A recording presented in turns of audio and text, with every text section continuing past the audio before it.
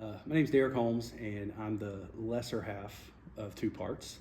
Stacy is my wife. We've been married for 24 years. Be looking forward to celebrating 25 years, hopefully next July. We have two girls that we've been blessed with. Natalie's our oldest. She's 21 and going to be graduating in December from University of Kentucky. And Noelle, our baby, is 15 and a sophomore at Tates Creek High School in Lexington. And I also serve as one of the pastors at Living Hope Fellowship in Lexington, on the south end of town.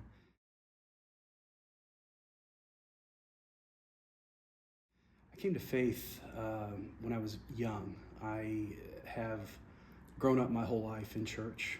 That old adage of I had a drug problem when I was young because I was drugged to church. I was actually in church before I was out of the womb. So growing up in a Christian home, church has just always been a part of my life. Also grew up kind of in a ministry family. My grandfather was a pastor for many, many years before he retired. And so our family was always just very active in church. Obviously, being active in church doesn't necessarily mean that you have a relationship with Christ, but when I was 4 years old, I remember being held up in the baptistry. That was kind of my remembrance of a salvation experience. My parents told me that leading up to that moment, I had spent just about every Sunday when the invitation was given, coming down saying, hey, I want to be saved, I want to know Christ. And the pastor had kind of, tried to hold that off, worried about me being too young. And so I do remember, the only thing I remember about that age was the pastor holding me up in the baptistry so that everybody could see me because I was so short, And a little bit later on in my childhood, when I was around 11 years old, I began to kind of question some of that because I did not have a remembrance of that actual volitional, just giving my heart to Jesus. And so when I was 11, I surrendered my life to Christ and wasn't really worried about was I before, was I now?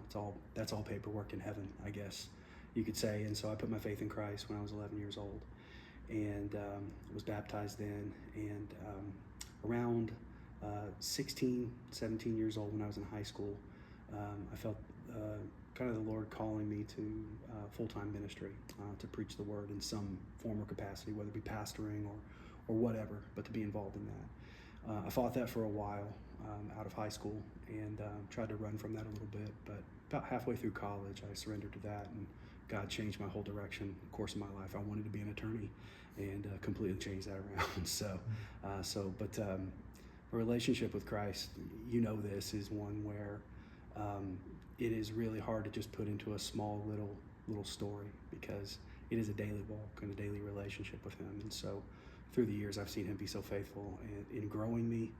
And I'm always amazed too how much He chooses to use, as the word says, the weak things and the foolish things to confound the wise. And that has definitely manifested in my life. So.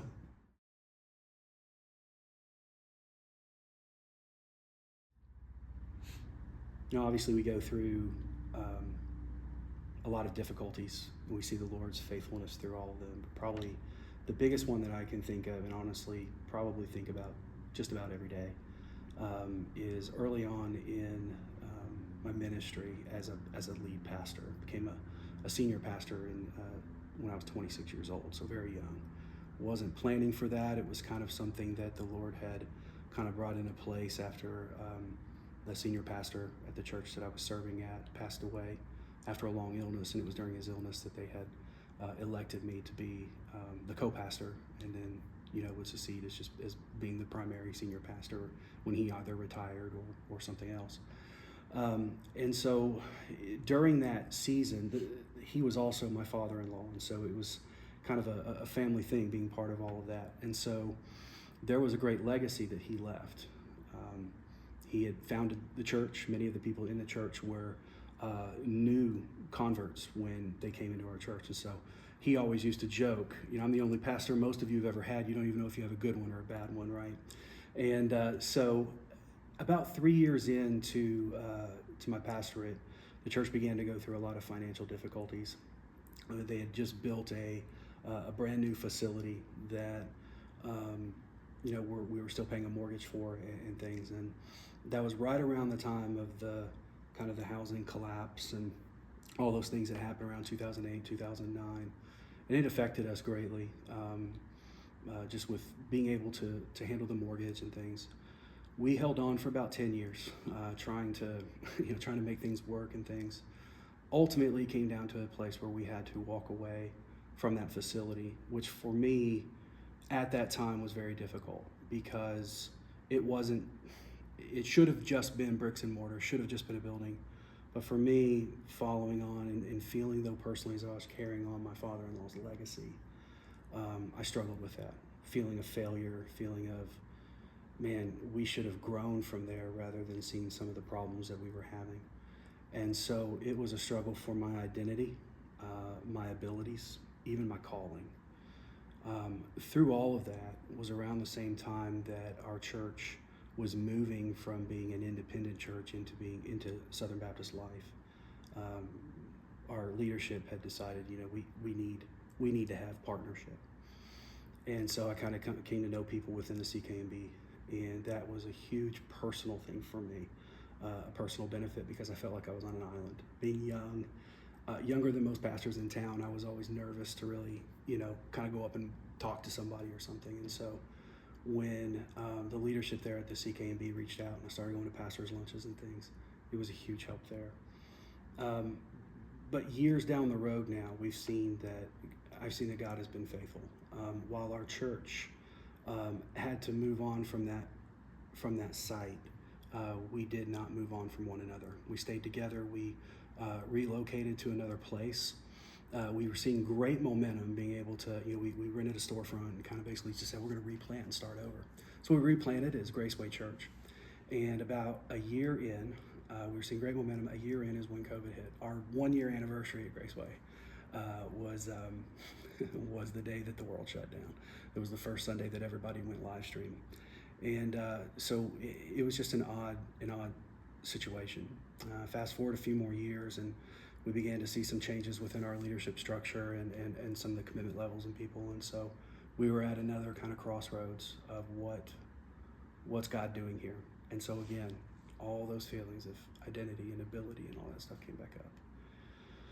Through that process, God led us not to disband or break up, but He led us to merging with Living Hope Fellowship. And what's interesting is the church that we're sitting in right now doing this interview is only about 200 yards down the road from where the church that we were at stood, and it doesn't stand there anymore. It's been sold to a developer. I really feel that God has brought things full circle, brought us back to a community that we were already established in administering. The people of our church, through all of this, almost have been like the children of Israel, but just trying to remain faithful through all that. Personally, for me, I saw God show Himself faithful, that if you will remain faithful to Him, He will provide, He will direct, maybe in ways that you don't even understand, but He will direct you and direct your paths if you give Him your heart, delight in Him, and He'll direct it. And through all of this, it's been a healing experience of understanding and knowing that God was working in the midst of all that. He had a plan, He had a purpose, and it's more than just me. It's more than even the people. It's more than a building. His purpose is the gospel and glorifying the Lord. And we continued to do that all the way through. And God has been faithful through that. It's been a healing process for my family as well. My wife has come to a place here where she's found rest as a pastor's wife. The congregation here that we have merged in with, it's been beautiful. And so I've seen God be very faithful to that, and also to my kids who are plugged in, both of them plugged in and involved in our youth ministry here, our worship team, and in different ways. So I've found God faithful through that, in realizing that it's not about me. And I think I put a lot of that on myself. It's about Him and remaining faithful to Him in that. So I drive by every day, that old site, and I don't drive by it with sad feelings anymore. I see that it was just part of the story that God was writing through all that. So.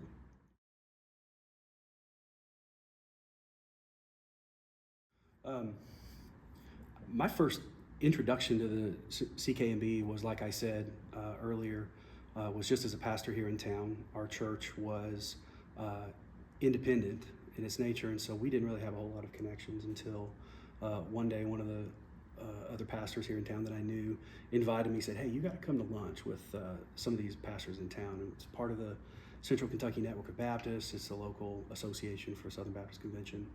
Our church was getting ready to move into that anyway. So I went, and tell you what, when I went, I found like a brotherhood immediately. They were just so open and caring and welcoming to me and things. And so I'm very introverted unless a Bible's open in front of me. And so I'm not one to put myself out there a lot. And so it was nice. Through that time, I just kind of immediately jumped in. Like, whatever you need, however I can be involved, I would love to help in any way. Over that period of time, the leadership there at CKNB reached out to me and said, hey, would you like to maybe work as an ambassador? And so I began working as an ambassador and the communication specialist. So I do redesign and do all the website and the social media. The emails that you get each week, those are me and another part of the team that we've developed together. Last year, I was approached by David Barron to assume the role of network ministry director, which is kind of what I've been doing already, but then also being a little bit more involved in some of the administrative side of things as well. And so I meet each week with David, and we kind of set out the week and what we're going to try to accomplish. It's a part-time role, which dovetails very well into my role here as a pastor. And so I have really come to love the work of the local association. It's important. We always use the vernacular SBC or Southern Baptist, or Southern Baptist Church, but at the national level, that just convenes once a year.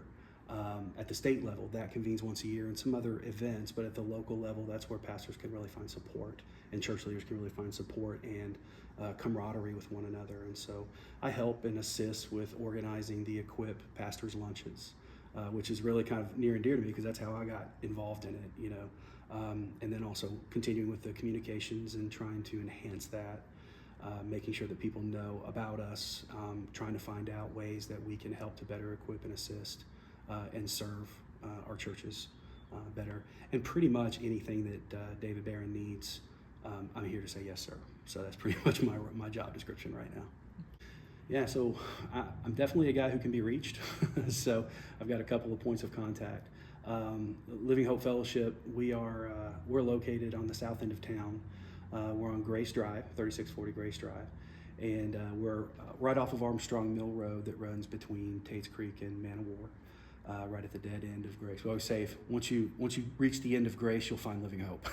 So which we know God's grace never runs out. So, but Living Hope is part of that. Anyway, you can find information about our church at lhfellowship.com. We have one service, worship service a week at 10:15 a.m. on Sundays. We also have Bible study, Sunday school. That meets at 9:15, and then we have Bible studies that meet in homes and coffee shops and things through the week through life groups and small groups that we have. You could reach me through the church at Derek Holmes at lhfellowship.com. That's DerekHolmes at lhfellowship.com. If you want to reach me through the network, you can find our website for the CKNB at cknb.org. And you can reach me personally through email at admin, admin, at cknb.org.